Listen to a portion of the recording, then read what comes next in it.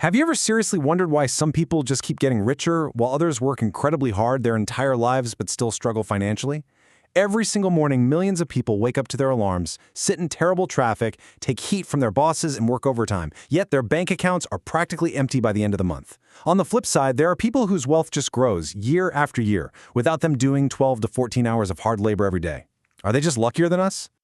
Well, imagine this. If you took all the money from the billionaires in the world tonight and distributed it equally among everyone on Earth, what do you think would happen? At first, poverty would seem cured, but history tells us that in just a few years, those exact same people would become rich again, and most of the others would go right back to struggling. Welcome back to the channel, guys. In today's explainer, we are answering exactly why that happens. You see, the truth is, money isn't actually real wealth. Money is just the result. Real wealth is the system that generates that money, and these systems are what we call assets. While the poor and middle class focus entirely on earning a salary, trading their time for money, the rich focus on building systems or assets that will go to work and earn money for them. So we really need to nail down what an asset actually is.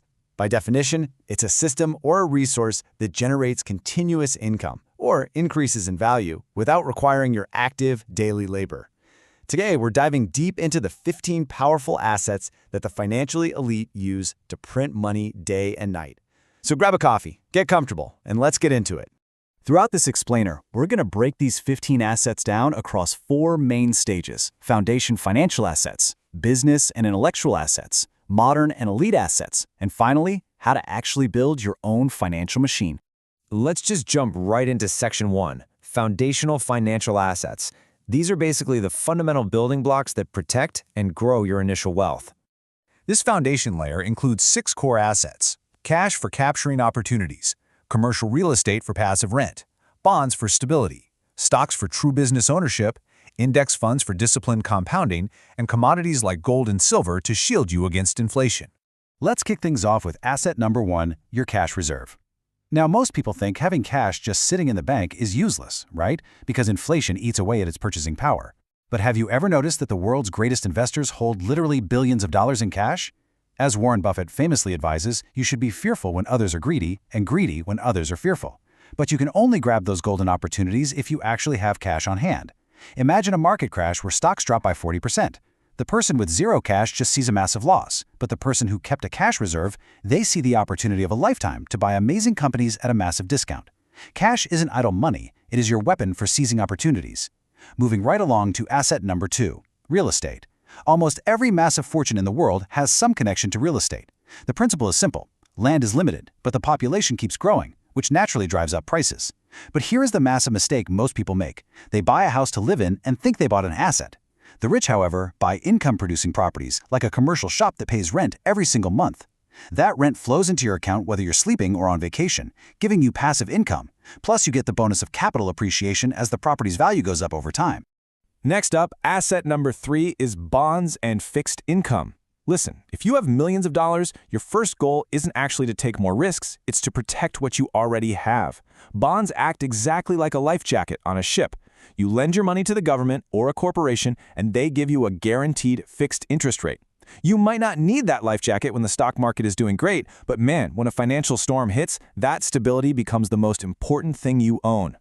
That leads us perfectly into asset number 4, the stock market and equity. This asset class has generated the most wealth over the last 100 years, but so many people treat it like a casino. True investors don't see stocks as lottery tickets for getting rich overnight. They see them as genuine business ownership.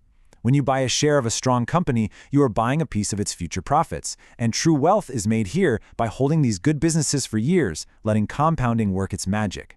But what if you don't have the time to read financial reports every day? That's where asset number 5 comes in: mutual funds and index funds. Think of it like this. If you want to build a winning cricket team but don't know which individual player will perform best, you just buy the whole team. That's exactly what an index fund does. It diversifies your risk across the top companies in the country. The real secret sauce here is disciplined investing through a systematic investment plan, or SIP.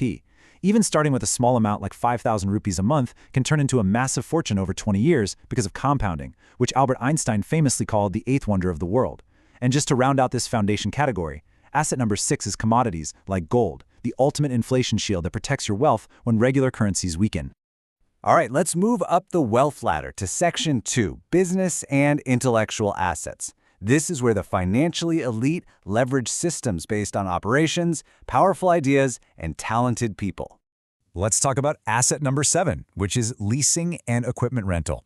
While regular people buy expensive things that just sit around gathering dust, the rich buy things that earn them money. If you buy an expensive camera and use it twice a year, it's an expense. But if you rent it out every weekend, it becomes an asset. In today's sharing economy, people are renting out cars, drones, construction machinery, even spare rooms. Through leasing, the wealthy turn ordinary expenses into assets by asking one simple question: will this item earn me money over and over again? Moving to assets 8 and 9, intellectual property and brand goodwill. A patent protects a unique idea, making it an incredible asset. Consider the difference in footwear. Why does a customer happily pay $200 for a branded shoe, but only $20 for an unbranded one? Or 400 rupees for a premium coffee instead of 100? They aren't just buying a drink or footwear, they're buying trust, emotion, and a branded experience. This acts as an economic moat. Competitors can copy a product for sure, but they cannot easily copy consumer trust. That goodwill is an absolute cash printing machine. Which brings us to asset number 10, human capital. Henry Ford was once mocked in court for not knowing every technical detail of his manufacturing. His response was legendary. He said, "I have a row of buttons on my desk, and I can call on any expert I need." Human capital is arguably way more valuable than cash. If you work alone, you might work 10 hard hours a day. But if you assemble a talented team of 20 experts, you scale that impact to 200 hours a day.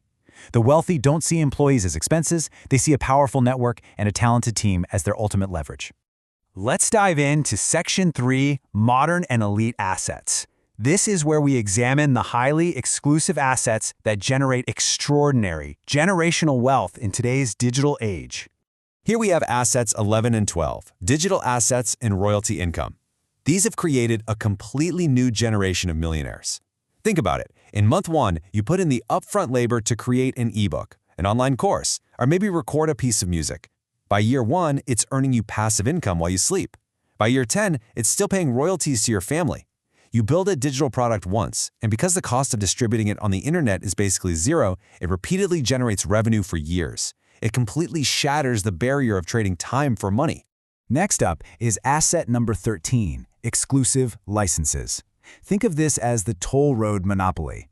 Securing privileges like a 20-year highway toll contract or a master franchise for a massive brand in your country eliminates competition entirely.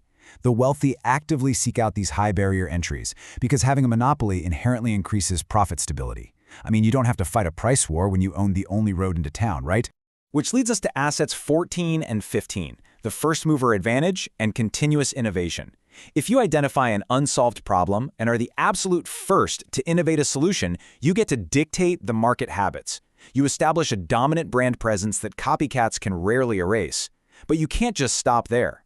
The world is changing so rapidly, and the true elite asset is the mindset of continuous innovation, spotting the next big problem before anyone else does. And that leads us perfectly into our final section, building your financial machine. We know the 15 assets now, but the real question is, how do we apply the secrets of the financial elite to our own lives starting today? The overarching difference between the two really just comes down to mindset.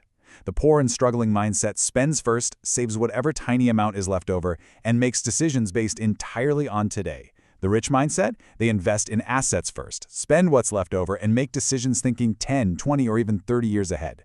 The struggling class tries to survive by increasing their active income, working harder and longer. But the financially free dedicate themselves entirely to increasing their sources of passive income.